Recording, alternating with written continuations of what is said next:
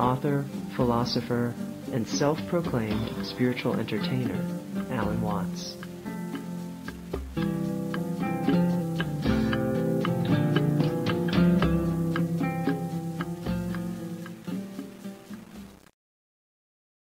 In the West, we inherit the idea of law from those ancient conceptions of God, and it is even passed down into science, where we discuss laws of nature. But one recognizes more and more in the sciences that what we call laws of nature are simply observed regularities in the way things behave. And you, in order to observe regularities, you must look at things through something regular.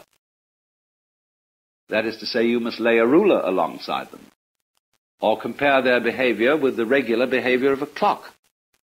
But clocks and rulers are human inventions. They are regular measures which we use for comparing the rates of change. Say, a clock is a measure of a rate of change. It's quite arbitrary. But we very easily compare our regulation measuring devices with what makes things happen, as if the sun rises because it's 6 in the morning. Now that's being completely backwards in one's thinking. And we get into the same confusion when we imagine, for example, that money is wealth. Here we have fantastic wealth, and we have the technological possibility of making everybody on earth the enjoyer of an independent income. We can't do it because people say, where's the money going to come from? Because they think money makes prosperity. It's the other way around. It's physical prosperity which has money as a way of measuring it. But people think money has to come from somewhere, like hydroelectric power or lumber or iron, and it doesn't. Money is something we invent, like inches. So you remember the Great Depression?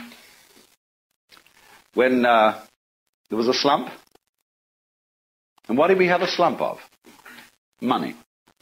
There was no less wealth, no less energy, no less raw materials than there were before, but it's like you came to work on building a house one day, and they said, sorry, you can't build this house today, no inches.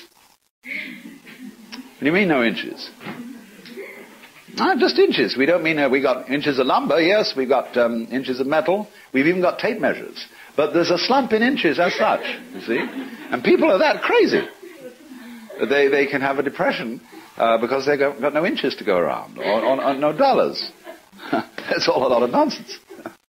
But you see, because we get thinking backwards, making the metaphysical tail wag the dog, making the law rule things, whereas it doesn't. It's merely a way of measuring what happens. And so, you see, when you get into Buddhistic thought, you don't get that confusion.